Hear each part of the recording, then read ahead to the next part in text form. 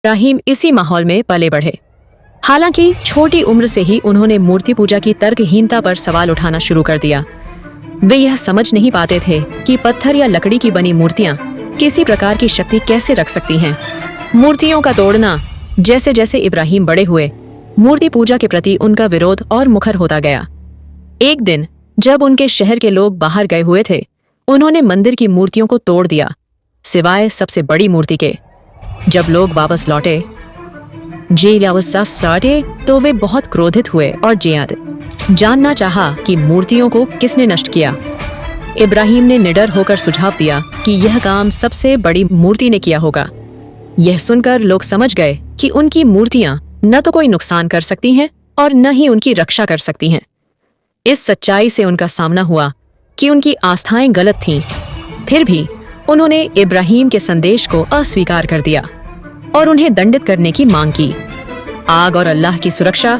मूर्ति पूजा के खिलाफ उनके दृढ़ रुख के कारण इब्राहिम को एक बड़ी आग में फेंक दिया गया, लेकिन अल्लाह ने आग को ठंडा और सुरक्षित रहने का आदेश दिया और इब्राहिम को कोई नुकसान नहीं हुआ। इस चमत्कार ने अल्लाह की शक्ति और इब्राहिम की सच्चाई को साबित किया। कुर्बानी की परीक्षा। इब्राहिम अलैहिस्सलाम को जिन सबसे बड़ी परीक्षाओं का सामना करना पड़ा, उनमें से एक वह थी जब अल्लाह ने उन्हें अपने प्यारे बेटे इस्माइल अलैहिस्सलाम की कुर्बानी देने का आदेश दिया। इब्राहिम ने कठिनाई के बावजूद अल्लाह की आज्ञा के सामने पूरी तरह से नियूं से समर्पण दिखाया। जैसे ही वे अपने बेटे की कुर्बानी देने वाले थे, अल्लाह ने हस्तक्षेप किया और एक भेड़ को कुर्बानी के लिए प्रदान किया। यह इब्राहिम की निष्ठा और अल्लाह में उनके भरोसे का प्रतिफल था। उनकी विरासत।